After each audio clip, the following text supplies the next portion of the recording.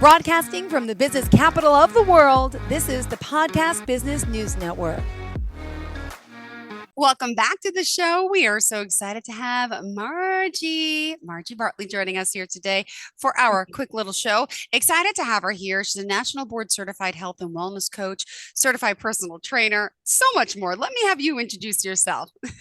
You bet. As you mentioned, the certified health coach and certified personal trainer, as well as certified group fitness instructor, food psychology coach, professional fitness chef, corrective exercise specialist, behavior change specialist, and diabetes prevention coach, among many of those. Yes. Yay. Well, thank you for being here. And for today's show, a little shorter than normal, what did you want to go over for us?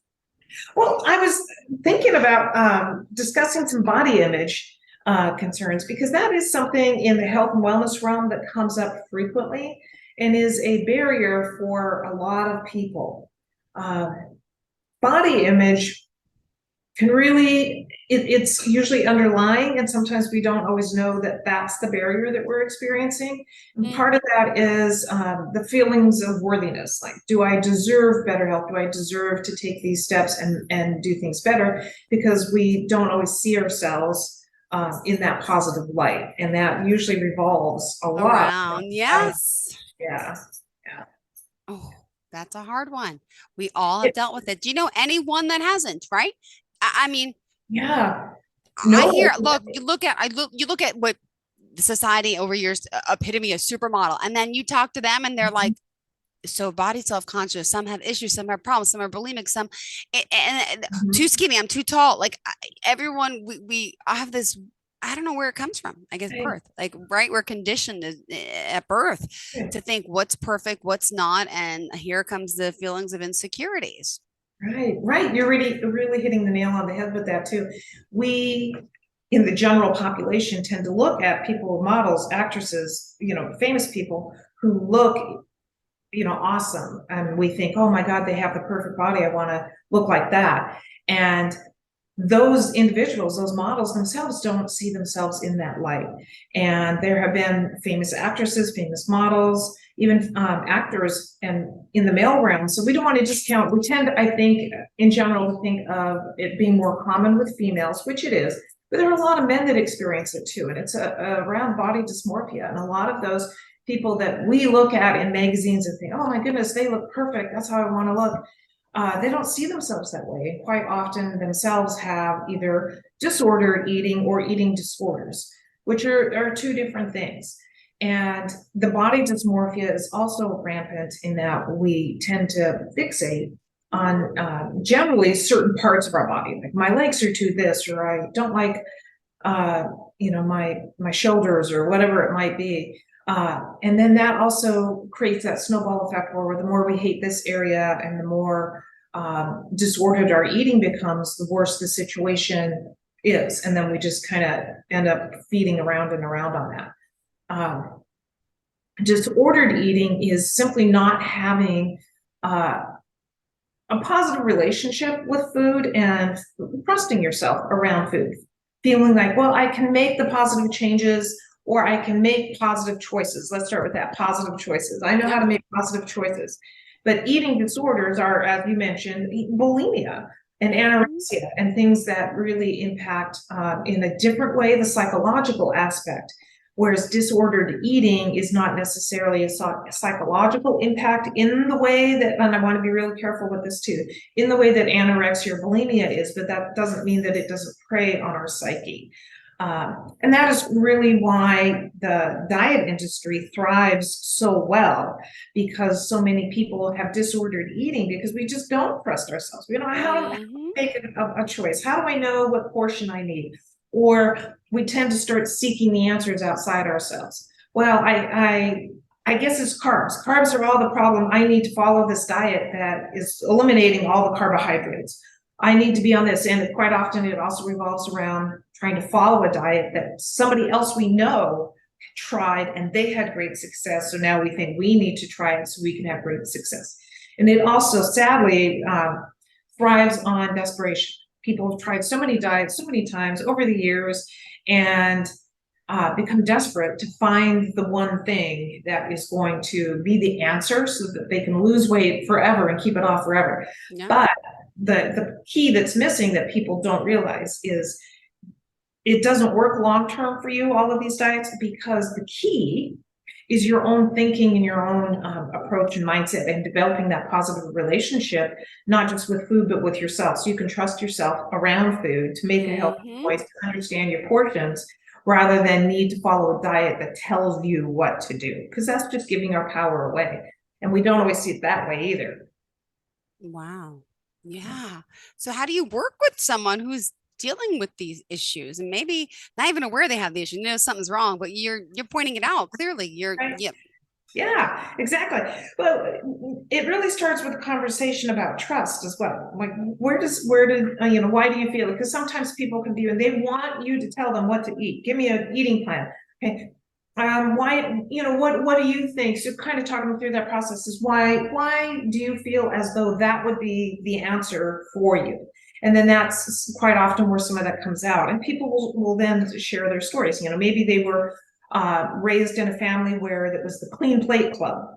I've had people say, well, I don't know when I'm full, I don't know how to stop eating because I don't know, they're not in touch with feelings of fullness, so that when they're full, they stop eating.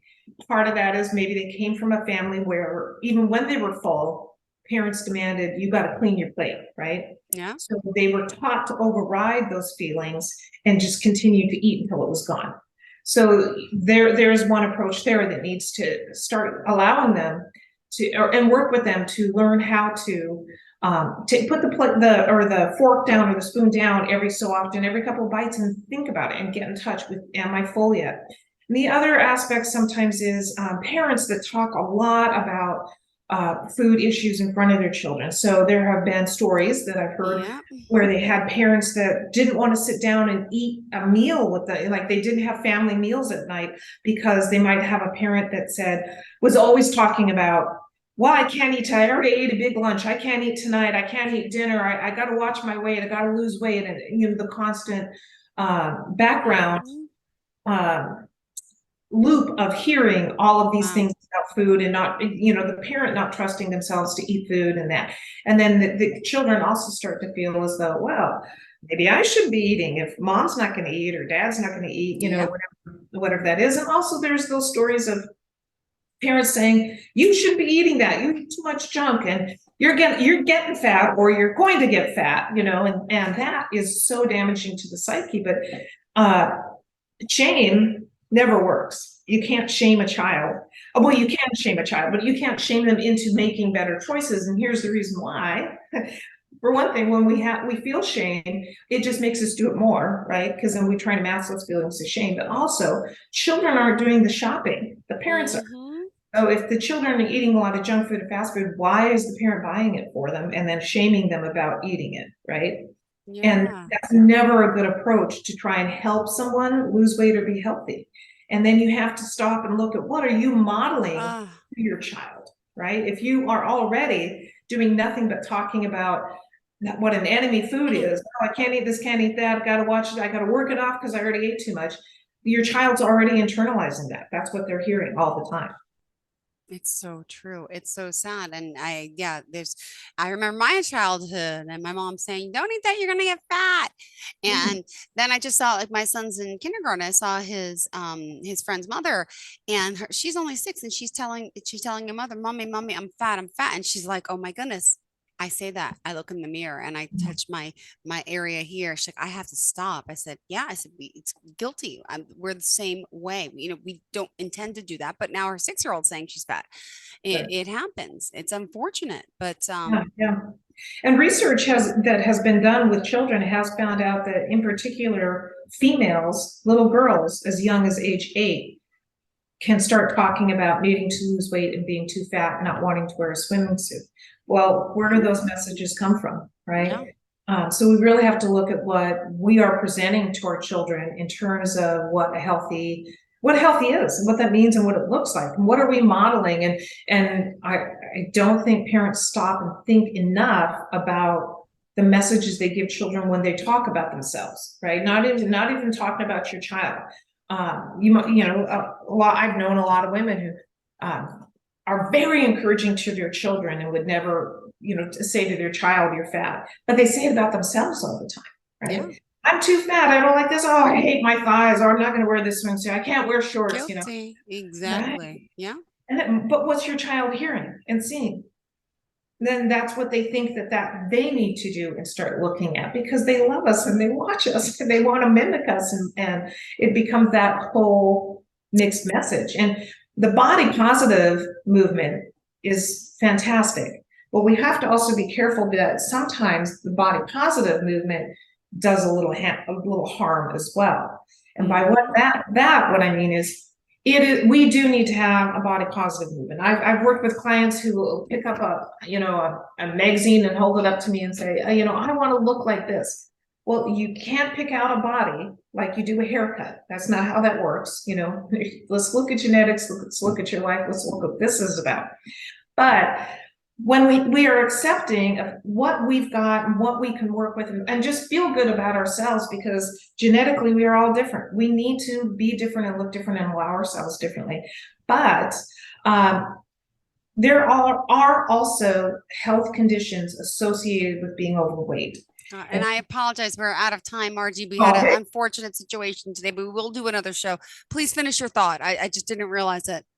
Okay. Well, we have to be careful, because sometimes there have been even famous people. Let's mention the singer Adele, who lost weight, and then the body positive people were mad at her for losing weight, feeling like she was betraying the body positive movement. Now, I don't know what her health situation was, but sometimes being overweight also means you might be at risk for heart attack or high cholesterol or diabetes. So losing weight is important. So that is also against the body positive movement, to attack somebody for losing weight. So I think that's an important thing to keep in mind as well.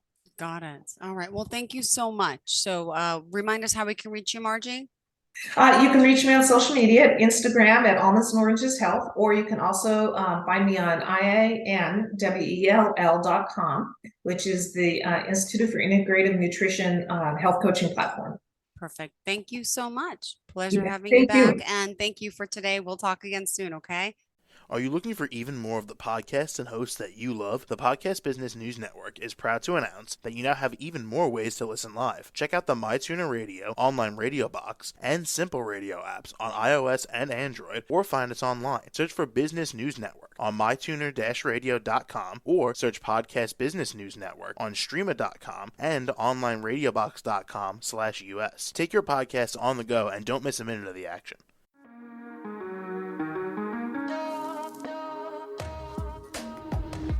Broadcasting from the business capital of the world, this is the Podcast Business News Network. For nearly 2,000 severely injured veterans, everyday life has become filled with barriers. Day-to-day simple tasks can become pretty daunting. I have to carry my chair up 2 flights of steps or have somebody do it for me. What scares me the most is just the falling. When I'm struggling with my house, I think, to have that one great barrier just knocked down, it's crucial. Home for Our Troops is a wonderful nonprofit that builds a Mortgage-free, fully adaptive, handicap-accessible house. And there's no catch. It'll be our very first home that we've ever owned. This is a game changer. This is where your life begins again. We need you to join us in completing this important mission. Please visit hfotusa.org and help build homes and rebuild lives. Because of you, everything's going to be okay.